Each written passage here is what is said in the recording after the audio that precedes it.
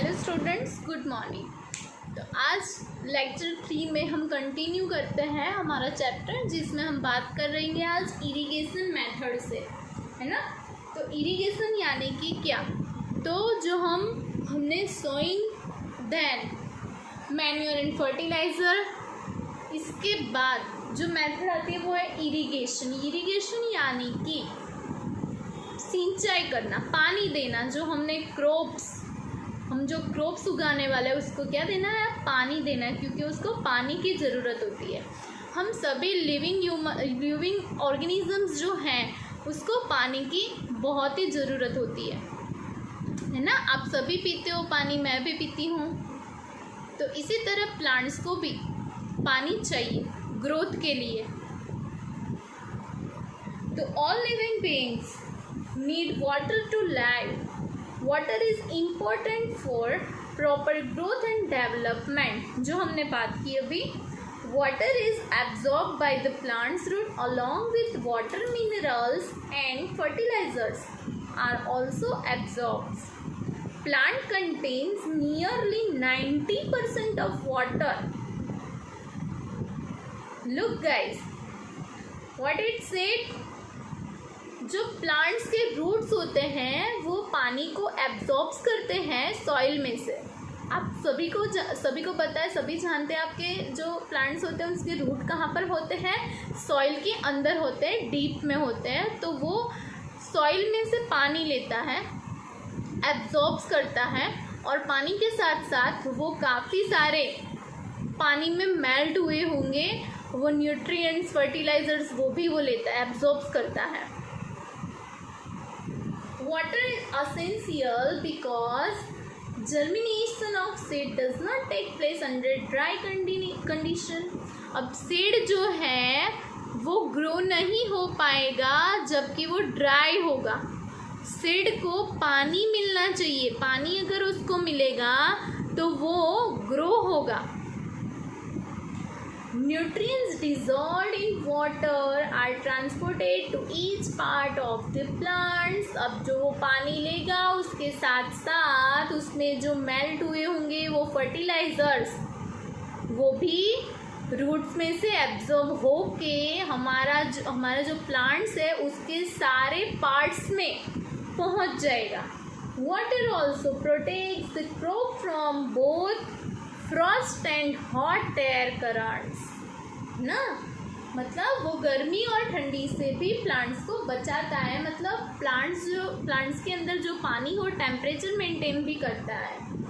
To maintain the moisture of the soil for healthy crop growth, field have to be watered regularly, है ना। हमें regularly उसको water देना होगा जब हमें उसका अच्छा ग्रोथ चाहिए होगा। The supply of water to crops at regular intervals is called irrigation.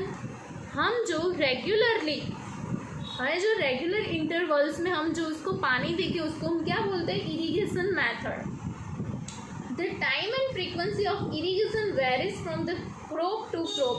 मतलब अलग अलग क्रॉप में जो इरिगेशन मेथड में जितना पानी, कितनी अमाउंट में हमें पानी देना है वो क्रॉप की टाइप पर आधार रखता है। उसके बेसिस पर हमें इरिगेशन मेथड में पानी देना होगा कि हमें कितना पानी उसको देना है, वो क्रॉप पे डिपेंड करता है। In summer the frequency of watering is higher. आपको पता है कि समर में हमें भी, हमारे बॉडी को भी पानी ज़्यादा चाहिए, तो जो प्लांट्स होगी उसको भी पानी ज़्यादा चाहिए होगा। Why is it so? क्यों चाहिए होगा ज़्यादा पानी? Because it be due to the increased rate of evaporation of water from the soil and the leaves, है ना। अब जो सॉइल एंड जो प्लांट्स के लीव्स होंगे उसमें इवापोरेशन मेथड से पानी चला जाएगा। कहाँ चला जाएगा, एयर में चला जाएगा, है ना। आसपास का जो एटमॉस्फेयर है उसमें वो पानी चला जाएगा। तो प्लांट्स के पास पानी नहीं है, सॉइल के पास पानी नहीं है, इसलिए हमें समर में ज़्यादा पानी देना चाहिए। चलिए अब हमारा जो सब पॉइंट है सोर्स ऑफ इरिगेशन। इरिगेशन के लिए सोर्स कौन कौन से हैं?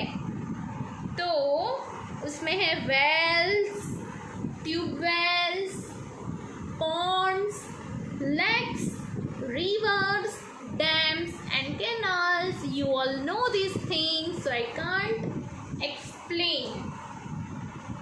चलिए अब हम देखते हैं इसकी मेथड। इरिगेशन किस किस मेथड से करी जाती है, जिसमें दो टाइप्स की मेथड है। First of all we learn about traditional method. So here is the 4 traditional method you can see on the my whiteboard. The first one is moat, then chain pump, then Dikli, and then Rahant. So you can see in your textbook, the all pictures is given in your textbook at page number 8. So you can see how this method applied at that time. But now this method is not useful because इसमें पानी का waste ज़्यादा होता है। अब ऐसे modern methods हमारे पास है कि जिसमें कम पानी का यूज़ होता है। सो हम दूसरे टाइप्स की मेथड के बारे में बात करेंगे, जो है मॉडर्न मेथड ऑफ इरिगेशन, जिसमें हमें 2 मेथड्स दी गई हुई है। First of all we learn about sprinkle system in detail. So the sprinkler system, this system is more useful on the uneven land where sufficient water is not available. अब जो uneven land होगी, है ना, असमतल जिसको हम बोलते हैं uneven land, तो वहाँ पर ये मेथड का यूज़ होता है जहाँ पर पानी सफिशिएंट अमाउंट में हाजिर नहीं होता। मतलब जितनी मात्रा चाहिए पानी की, उसकी मात्रा में पानी हाजिर नहीं होता, तो हमें इस मेथड से हमें इरिगेशन करना चाहिए। The perpendicular pipes having rotating nozzle on the top. अब आप देख सकते हो कि वहाँ पर जो आपको पिक्चर दिखाया है, मतलब फिगर नंबर 1.5A में आप देख सकते हो कि ऊपर देखो नोज़ल है। वो नोज़ल जो है वो चारों कोर घूम सकती है और चारों कोर पानी देगी। जैसे हम हमारे FMCT स्कूल में गार्डन में देख सकते हैं कि वहाँ पर इसी मेथड से गार्डन में पानी दिया जाता है ना, इरिगेशन किया जाता है। मतलब हम तो कोई क्रॉप्स उगा नहीं रहे, हम तो सिर्फ वो ग्रास है उसको पानी देते हैं। तो हम कौन सी पद्धति से, कौन सी मेथड से हम देते हैं, तो कि स्प्रिंकल सिस्टम से, है ना। तो आप स्प्रिंकल सिस्टम आप सबने देखी हुई है, तो ज़्यादा कुछ आपको इसमें बताना नहीं है। और आप अपने फिगर में भी देख सकते हो बुक में कि नोज़ल्स हैं और नोज़ल्स वो चारों कोर घूमती है और पानी को ऐसे जैसे फाउंटेन में कैसे पानी निकलता है वैसे स्प्रिंकल करती है। And this all nozzles join to the main pipe at the regular interval, you can see guys, है ना। Now it gets sprinkled on the crop as it is raining. Raining कैसे होता है, जैसे हम फाउंटेन में नहा रहे होते हैं, तो ऐसे ही पानी जो है स्प्रिंकल होगा। तो sprinkle is a very useful for lawns, जैसे हम यूज करते हैं हमारी लॉन में, फिर coffee plantation and several other crops. तो इसमें हम स्प्रिंकल सिस्टम से इरिगेशन कर सकते हैं, जो कि बहुत ही आसान है। It's very easy. Now we will talk about drip system. So drip system is very useful. उसमें बहुत ही लेस अमाउंट वाटर का यूज होता है, very less amount. Sprinkle system से भी कम पानी ड्रिप सिस्टम में यूज होता है। अब इसमें क्या है, in this system the water falls drop by drop directly near the roots. अब जो पाइप्स हैं आप देख सकते हो कि जो आपने स्प्रिंकल सिस्टम में देखा था कि सभी नोजल सॉइल की ऊपर की तरफ है और ऊपर से उसको पानी को देते हैं, और इसमें क्या है ड्रिप सिस्टम में कि जो नोजल्स है वो ज़मीन के अंदर है, मतलब वो ज़मीन के अंदर रूट के पास है, तो रूट के पास वो ड्रॉप बाय ड्रॉप पानी देंगे और जो रूट है वो पानी को एब्जॉर्ब कर लेगा तुरंत ही, तो इसमें पानी का वेस्ट ज़्यादा नहीं होता। और इसका यूज़ कहाँ पर होता है, तो it is the best technique of watering of fruit plants, gardens and trees. Water is not wasted at all. It is a boon in regions where availability of water is so poor. ठीक है, जहाँ पर पानी बहुत कम होता है उस regions में ये जो ड्रिप सिस्टम है वो एक बून है, बून यानी कि वरदान समान है ना। तो this is the most IMP theory guys, you must read it, sprinkle system and drip system. So now we come on the theory 1.7, protection from weeds. अब वेट से हमारे प्लांट्स को हम प्रोटेक्ट कैसे करेंगे।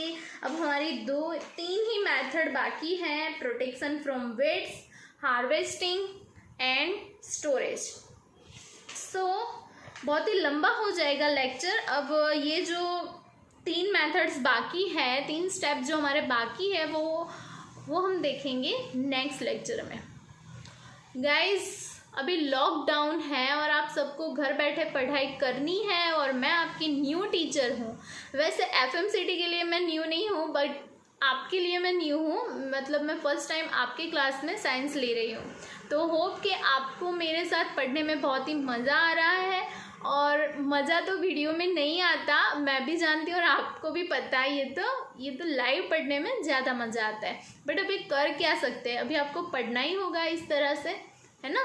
तो हम क्लास में भी मिलेंगे और फिर से सब पढ़ेंगे, ठीक है। तो चलिए अब मिलते हैं हमारे 4th लेक्चर में और कंटिन्यू करेंगे इस चैप्टर को। Bye bye.